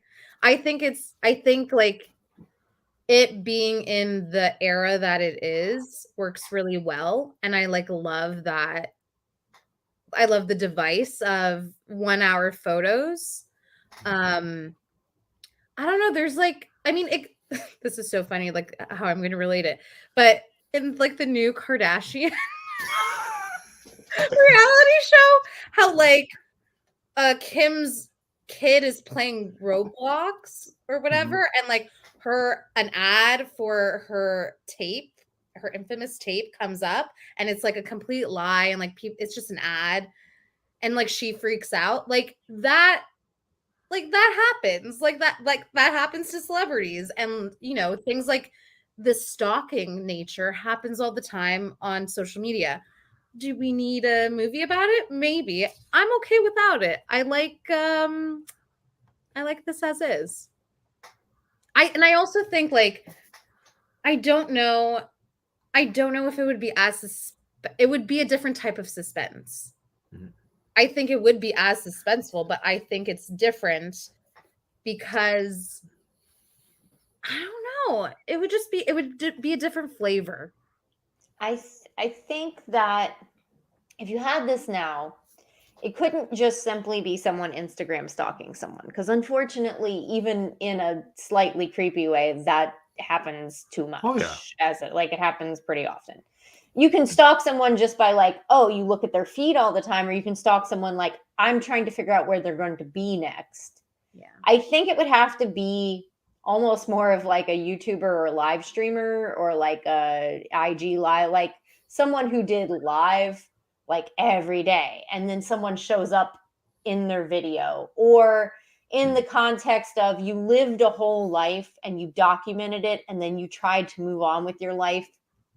But like we tell our children now, what you post on the internet can come back to bite you. I think it's more, it could almost be society is Psy now, and like you could be taken down for what you have posted previously, but you do lose that element of actual real danger, because then it's just your reputation, it's just your career, it's not your life or your life. It could be your livelihood in cancel culture, and maybe that's where we're at with cancel culture, like sorry, Jeanette. no, go ahead. And I also think you lose the element of like this trust that Sai explains at the beginning when he's like, people come and like they give me the photos and it's like everything under the sun. Like when I'm posting something to YouTube or Instagram, there is that element. Yeah, like this is a public thing I am providing. I think it's more so like what happened to Jennifer Lawrence, where someone hacks into your phone and posts stuff that you didn't choose to post. Yeah, it's the Pam and Tommy effect. Yes. Yeah. And again, though, that's still your livelihood, your privacy. It's not a guy with a knife at your, it is, and it's not someone. I guess it is. It's someone looking at your stuff, but it's almost creepier when it's only one person and not the whole world. Yeah. So I don't know. Like, again, like I think the 1 hour photo part of it ages perfectly fine, but the actual intrinsic danger being translated to something now, I don't know that works. I don't know that there is anything like that other than somebody just legit just finding out where you live through the internet. Yeah, no, because I think very easy now. Over the past however many years since this has been made, like probably 20 years 20 now, which is weird. I don't 2002, 2020. I know, right? Oh, the same year as the Pandapocalypse. Oh my god. So while May was being a panda, this was happening. What a year to be alive that truly was. But I think in the last 20 years, we've been familiarized, I think, with the world being so much smaller, and people are so much more aware that other people exist and are looking at them.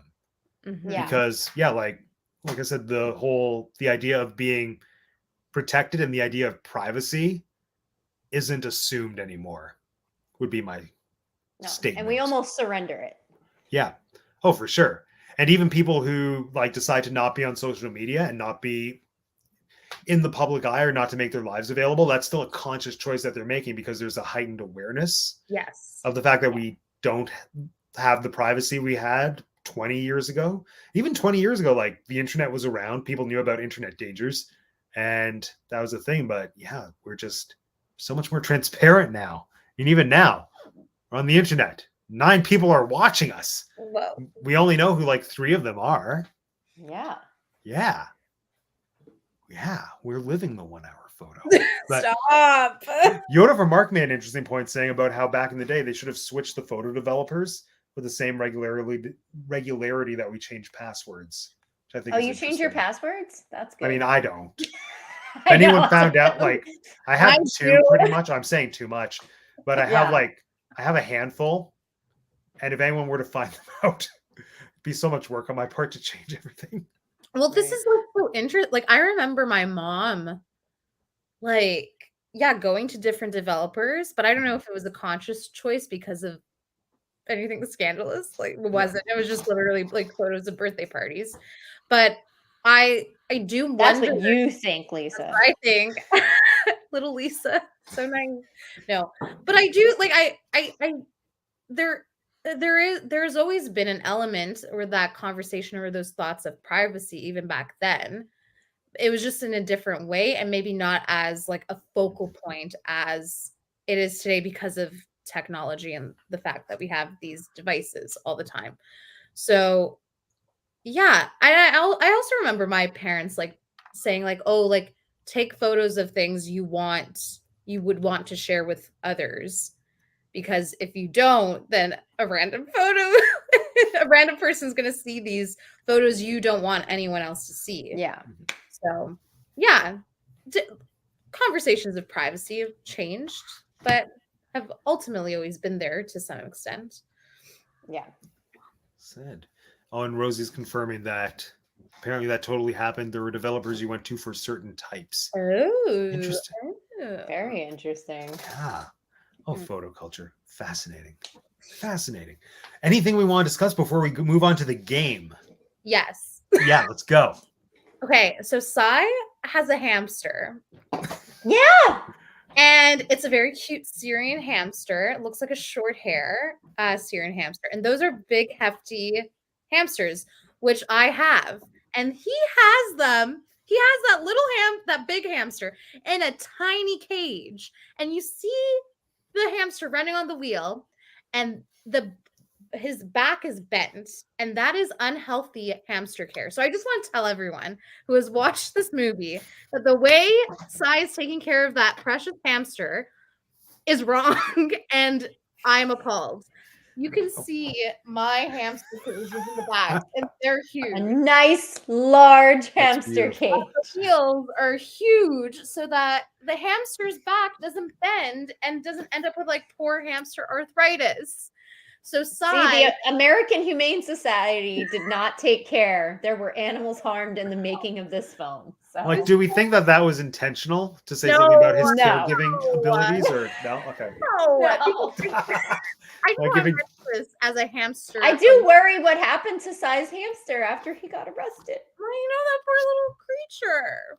But yes, I just want to note that was poor hamster care. Please do not put your hamsters in tiny cages like that. Give them big enclosures.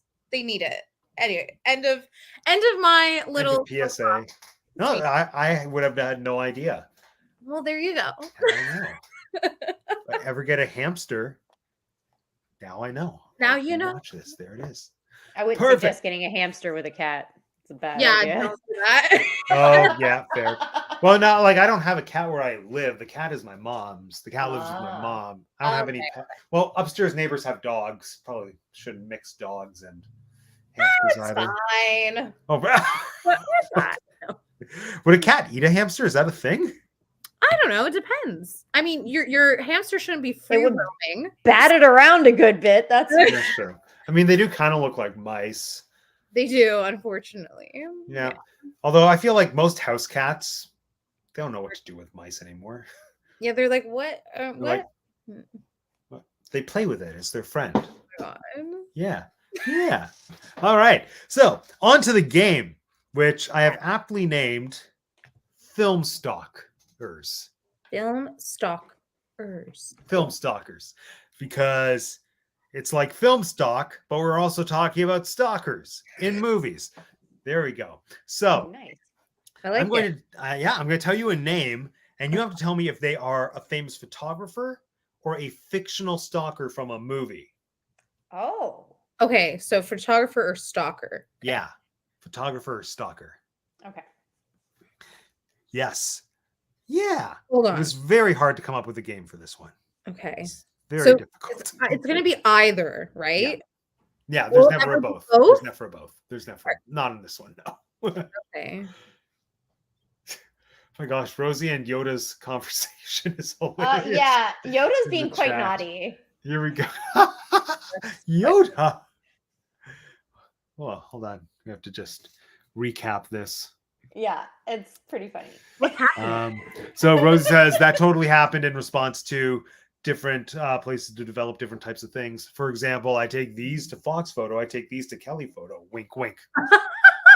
Yoda says 15% hush money. There was hush money involved. Yoda says, or the one video store where I only went to rent movies. Oh my God, Yoda. Wonder That's what they what I thought of it. Behind the beaded curtain. Oh my God. It was a saloon door at my video store. Oh, really? Hello. Yeah. It just it's such a cool concept to think that video stores had like this the secret room. Like looking back, that I love that. Right. Like the scandalous element is one thing, but just the pure narrative entertainment value of having a forbidden room in the video store. Love it. So funny. Love it. Good times. Oh, I'm so sad. The video store in St. Catharines that I used, well, I didn't rent anything, and that's probably why they're closing. They're closing. Makes me so sad. There's like a classic 80s, 90s style video store here in St. Catharines. And well, I don't live in St. Catharines, but close to me. And they're closing. I miss know. Blockbuster. Yeah, I missed Blockbuster too. There's only one left. I hope they keep trucking. Yeah, it's in Alaska. No, the one in Alaska closed. The one that's left is like in Middle America. There's a whole documentary on Netflix about it. Oh, is it, maybe well, no, I'm thinking of that one, but I thought it was in Alaska. No, Alaska was the second last one, but then they closed, and that's how we got the last. Oh, John Oliver did a special on it too. A couple of them. It's pretty cool. Yeah, and they have merchandise. It's great. Well, I imagine I haven't gone there. They should. They should have merchandise. They should, yeah, that they do. I think it says the last Blockbuster. Yeah. Oh, rest in peace. Love them. Okay, here we go. So, photographer or stalker? Normally, I come up with a cool pun. I couldn't think of anything. This movie disturbed me too much. It was hard coming up with this game. Okay, here we go. But I'm very happy with this game. Okay. Oh no, I accidentally opened Instagram. Oh, I didn't actually put these in any order on my phone. They're grouped as photographers and stalkers. So I'll have good luck to me. All right, here we go. David Hockney, photographer or stalker? David Hockney, photographer or famous movie stalker? Well, maybe not famous. Or movie stalker. All right. Okay, I'm good. I'm ready. Okay, let's go. 3, 2, 1. You're both right. David Hockney's a photographer. Yay. Yeah. It's one of my favorite photographers that I studied in high school photography. Well, if I'm thinking of the right person, he took a bunch of pictures of the same thing, then he would like layer the prints together to make a collage or a montage. So you had multiple images like building the collective. Yeah. So cool. Love it. All right. So David Hockney, photographer, done. Him. Clyde Butcher. I'm sorry. That's Oh yeah, Rosie said it's in Bend, Oregon. That's it. That's the one. Yes. And I didn't know you lived in Bend, Rosie. That's awesome. Aw.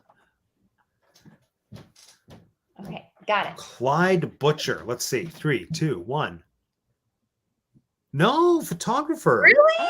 Oh. Yeah. What did he take photos of?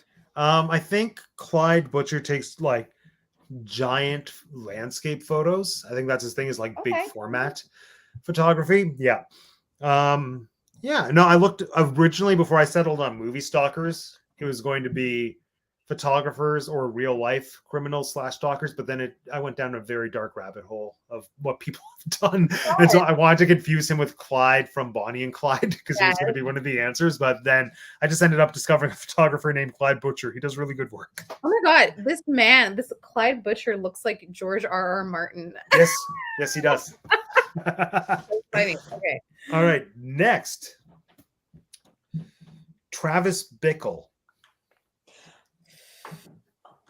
Travis Bickle. Okay. Okay. Oh, do we have our answers? Yeah. Yes. Okay, 3, 2, 1. Yes, it's a stalker. What is that from? Because I know that name. Bickle. I was gonna say, if you could tell me the movie they're from, you get an extra point. Oh, what is this from? Travis Bickle. Todd Bickle, you said? Travis Bickle. Oh, he was the I feel like I know it, but I can't place that. I'm like, I know that name. Oh my God, where is he from? It's probably the most famous movie that we're gonna do in Oh, this game. geez. See, now it's really gonna kill me. I'm like, I know that name. Oh, it's I don't know if you... Taxi driver. Yes, Lisa gets the point. Taxi There driver. you go. Yes.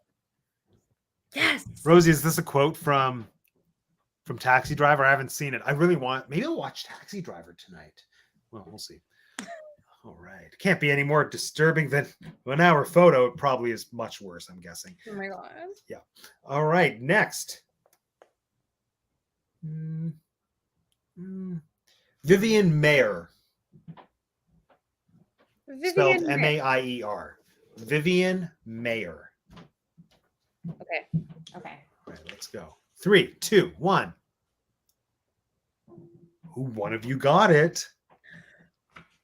She's a photographer. Yay! I keep hoping it's like whoever the character was in Swim Fan, because I cannot remember their names to save my life, but that movie definitely had a stalker in it. So I know that. Yes, it did. Vivian Mayer. All right, next.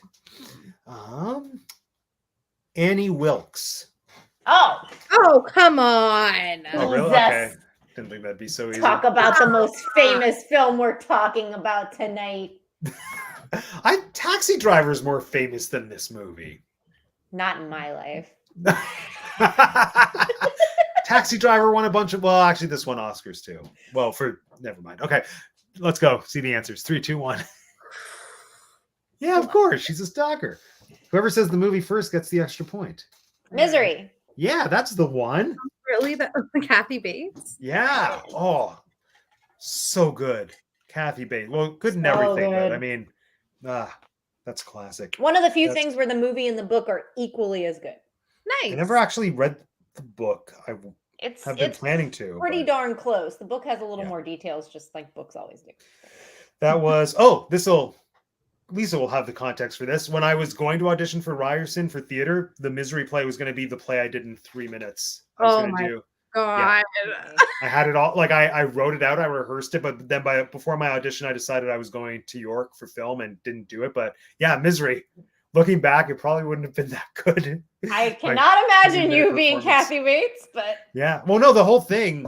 Okay, 3 Ooh, minutes. Jeanette, for context, for this acting program, like a pretty prestigious acting program in Canada, part of your audition, and I don't know if they still do this, but you had to do a play in 3 minutes. So you had to pick a published, established piece of theater and do your interpretation that covered the entire thing in a 3-minute span, like playing all the characters, getting the entire narrative across. And then they encouraged you to not just like do a recap. oh, And since I didn't actually do this audition, I didn't get to see what people did, but I've just heard so many stories over the years about that either going really well or really badly. So yeah, Wow. my version would have been Misery, nice. because my Yeah. logic was it's a two-hander, so therefore easier to condense and two different characters. And actually I structured it really well where it was like I went chapter by chapter. I probably still wouldn't have gotten in, but still. Anyway, next. Ansel Adams. Oh. Okay. Okay, 3, 2, 1. Yeah, photographer. All right. Hold on. Move Ansel over here. Let's do this. Okay. Hedra Carlson. Hedra Carlson. Okay. 3, 2, 1. Yeah, she's a stalker. What's Oh your- no, I dropped my pen. Hold on. Matt, I'm so curious. You need to send me the list of all these people's names because I want to know their photographs and what their And then- story was. And so, does anyone want to guess what stalker Hedra is? She's not Swim Fan, so I don't know. No, what? Single white female. Oh, yes. Okay. I was like, I know this name, but I don't remember where. Yeah. Okay. Yeah. Oh, do you not know single white female, Lisa? No. Oh my God. No. I watched it Crazy. once. It was. I don't know if it's a movie that would age well. Like I think it's just really corny. in like an 80s way. So she was just like in a classified saying that she was a single white female. It's a woman looking for a roommate after a breakup, and so she wants a single white female roommate, and which, looking back, racist. Yeah, is what it is. Oh wait, no, sorry. She wasn't asking for a single white female. It's called that because that's what she was. She was like single She was white letting female. people know looking for roommate. Actually, still And kind of racist, but it's a little bit like in my, well, at least because I haven't watched it in years, but when I was younger, it felt very Fatal Attraction to me. yeah. Yeah. So pretty well, she just tries to become the roommate. So the girl who moves in with her, she's like cuts her hair and dyes it to be the same color as the girl she's living with, and then she ends up like seducing the boyfriend, and she just turns herself into a clone. Yeah. Oh my she's God, just trying to be. Yeah. Yeah. It sounds like the worst roommate ever. Like that documentary on Netflix. Yeah, amazing. Oh, I need to see that documentary. Well, Okay. it's like various stories of all of these people being the most worst roommates, and it's terrifying. I'm so happy I live alone. All right, hold on. I have to block someone in the comments. know, You know right? who you are. I Is keep this a putting it person up. or is it a computer? It's Why me? a bot. It's a bot. Yeah. Ugh. That's what. Well, at least, well, they have to be subscribed to the channel to leave comments, so I got a subscriber out of it. That's fine. Or actually, they've commented before, so they're a long-standing subscriber. I respect the Wow. loyalty. All right, next, Sandy Skoglund. Sandy Skoglund. Okay. Okay. 3, 2, 1. Yeah, photographer. Yay. Yeah, no, Sandy does really cool stuff. It's one of the photographers I remembered studying again in that high school photography class. That was like one of the best classes I took in high school. I loved that class. But Sandy does installations and then takes photos of them. So one that I remember, I think it was called Radioactive Cats, and she made a bunch of like paper mache cats and painted them green, and then just did this beautiful installation. Then took pictures of these green paper mache cats. So Nice. good. Oh my gosh, this is so cool. Oh, are you looking up Sandy? Yeah. Yeah, Sandy's work is so good. Love it. I All love right. the green. Next, Alex Forrest. Okay. I think I know who this one is. Oh no, I don't know. Maybe. I'm just gonna keep guessing this until it's the right one. 3, 2, 1. Stalker. Yeah, you're both right. It's Swim Fan. No. Oh, dang it. Lisa, any guesses? It's a movie Again, I that's- know the name, but It's a can't movie that's think. been mentioned in this conversation already. I Fatal wanna grab the Attraction? point. Is it Fatal Attraction? Yeah. Yeah, I knew the name. I was like, I know the name. Okay. And finally, Annie Leibovitz. Oh, Oh, come come on. on. I don't know. I think we're Come we're on. not Let's intelligent. go, Lisa. We both know. Yeah, photographer. Rolling Stone. I don't know what people know. Yes, she's Rolling Stone. No, she's Vogue. Vogue. I thought she was Rolling. Rolling Stone. She's like she's Oh. a freelancer now. Oh, is she? Oh, I thought she was like What? I don't exclusively know. Vogue. Oh. Maybe not. I don't know. Maybe I just know her for photographing rock stars, and that's why I'm Maybe. placing sense. her as Rolling Stone. That makes sense. Yeah, I think she's also the one that did all those portraits in like early 2000s of celebrities as Disney characters, which was really exciting. Oh, cool. Yeah. Yeah. Okay. So, well, you're both tied. Oh, really? Oh, wow. So Congrats, here we Jeanette. go. There it is. So I don't know how we'll do this. Well, maybe one of you will get the bonus question wrong, then the other one will. There you win. go. I must. Do you both want to wager all 10 of your points? Yes. Yes. Okay. I'm going to show you a photo. You have to tell me who the photographer is.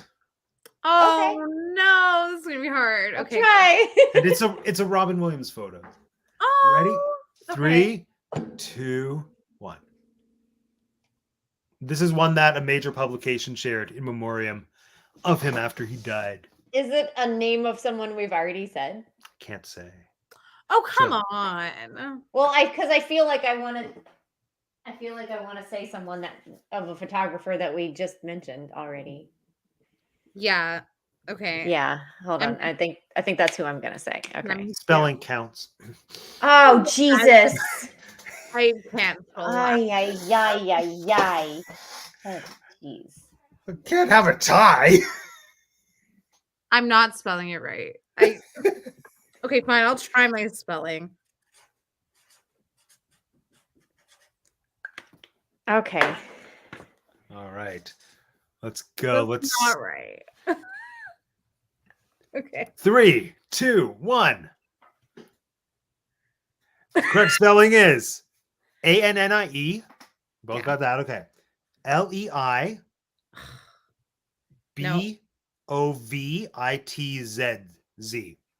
Jeanette, you win. Hey, Jeanette. Or well, we all know it's a tie, but on paper, Jeanette, you win. Yay! Photo of him. I probably shouldn't have ended with Annie Leibovitz right before. It's fine. That's okay. That would have been one of two people I would have guessed, and I can't remember the other guy's first name right now. So I'm like, oh. Yeah, no, I was so tempted to just get like one of those babies dressed as a hedgehog. Oh, Ann Geddes? Yes. I love Ann Geddes. But it was like that's too obvious. No, oh, I love it. Now I'm gonna look at those photographs. Look up more Ann Geddes. I used babies. to have Yep. Ann Geddes journals. Those all my journals in middle school. Was Ann They're so Geddes. terrifying though. Those are they babies? Are they animals? No, what are you talking about? Oh no, and I have an Ann Geddes doll, which it's a sleeping more hedgehog creepy. baby. Oh, Yeah, it is. that's No, like I don't just have it because I enjoy it. It's because I was directing a play a couple years ago. I was doing A Midsummer Night's Dream, and I wanted someone to hold a baby. So I just went looking for a doll. Then I found this one, and you didn't actually see it, even though it would have worked actually to have the creepy baby be an Ann Geddes baby. But I picked it because it was roughly the right size, and it's really heavy. Like it's a good quality doll, but it's also terrifying. So like all the kids that were in the play, when I brought it in, I was like, this is the baby that you have to hold. No one will see it but you because it's going to be swaddled. Then they were traumatized a little bit by the Ann Geddes hedgehog baby doll. And now it exists in my room at my mom's place. Okay, that is kind of terrifying. Yeah. Oh no, sorry, never mind. Apparently she went in the storage unit. Good. Did you put her there, Martha? It's where that terrifying baby belongs. So yeah, Ann Geddes. Good. Oh, really? You're back? I know they're very persistent this evening. You're going in timeout. I can do that. Timeout. There we go. Thoughts on Williams. Oh, I don't know that. Is that a photo? Dog head on human body? Oh yeah, the greyhounds and the Weinermans, whatever those dogs are called, and they're like the ones that you used to see on like Sesame Street bits where they would be doing things. Their arms would move. They had human hands. See, I think of Dog Man from SNL, which is hilarious. Oh my god. Yeah. Dog Hand Man or something like that. Yeah. Yeah. Man's best friend. I love that. I want more of that type of like that's the humor. Oh, see, I'm Googling. It's just giving me a very depressing looking movie called Man's Best Friend. Oh no. I feel like the dog dies when his owner goes to What's war. with that guy's face?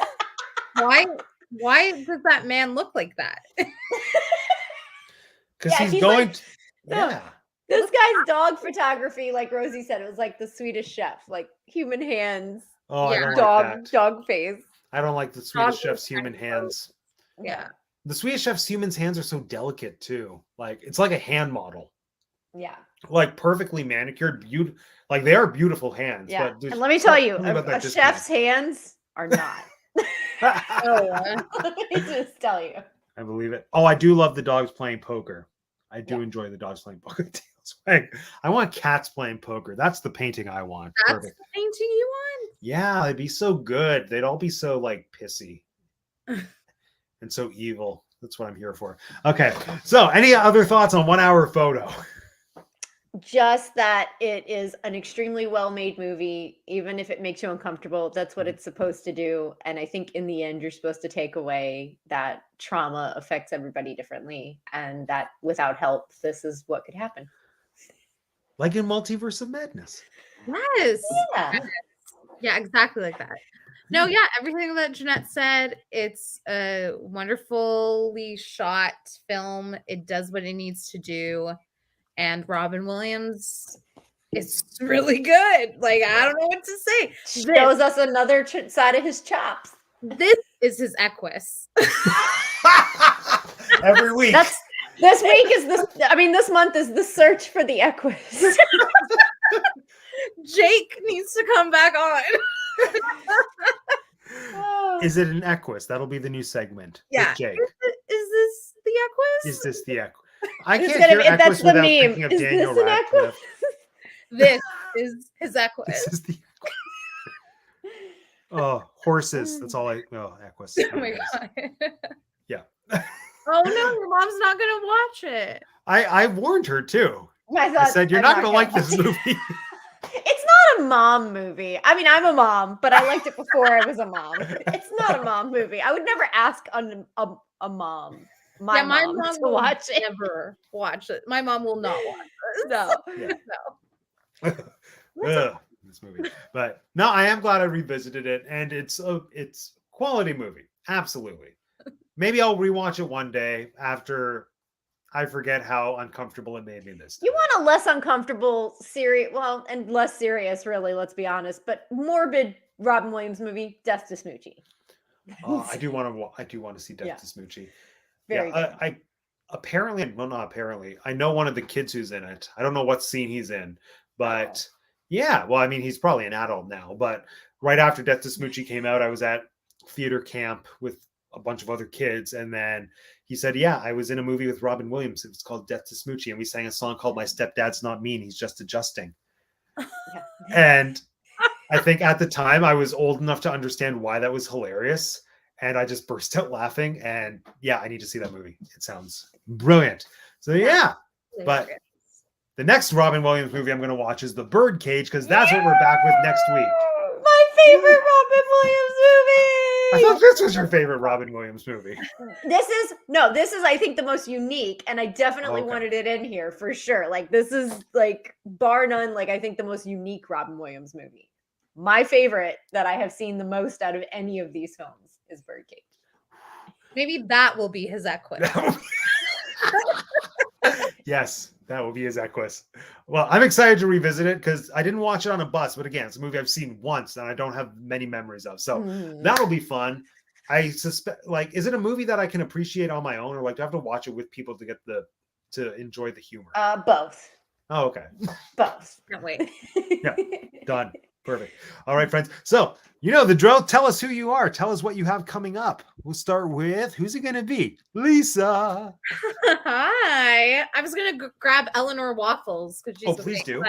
Well, it takes a while. She's Okay. finicky, but you know what she looks like. If you want to follow her, you can follow her at Eleanor_Waffles on Instagram for more hamster content, as well as her ham sister, Theodora Umbrella, for all of their hamster escapades. But if you want to know more about me, you can follow me at Lisa_A_Alves on Instagram, and you can follow Cahoots Theater on all the social media platforms to get to know what we have coming up, like our world premiere of Three Ordinary Men, which will be at the Theater Center in Toronto, Canada, from June 14th to the 26th, and tickets are live. So if you are in the GTA, please check us out. Thanks, Woo! Thanks, Lisa. All right. Jeanette, how about you? So I'm Jeanette. You can find me at TinkerJ787 on Instagram. You can also find me Tuesday evenings on We Like Theme Parks. You should come and join in the chat. We have lots of fun. Soon to be in June, you can find me on Dole Whip Darlings with the Churro Fun and Sammy D. And like I said, I'll be doing a trip report on our recent Disney trip that we went to go ride Cosmic Rewind, Guardians of the Galaxy Cosmic Rewind. And that'll be opening May 27th. And then everybody can go enjoy it. So just follow me there and come watch all of our fun shows over on the Disney Network. Love it. Thank you, Jeanette. And of course, if you're watching, this is my channel. Please subscribe, because if the bots with all the naked people are subscribed to me. There's no reason you shouldn't be. So just click the button, subscribe. We're going to be back next week, same time, same channel, talking about the birdcage. Until then, please feel free. Watch my Toronto Pandapocalypse video, which just debuted today. Watch the other Turning Red inspired videos, because some of my favorite people collaborated with me on that project, and it's a great movie. Everyone should see Turning Red. I don't know what the next video on my channel is going to be. Maybe it'll be a Chippendale Rescue Rangers review, because we don't have enough of those on the internet already. But you'll find out when I do.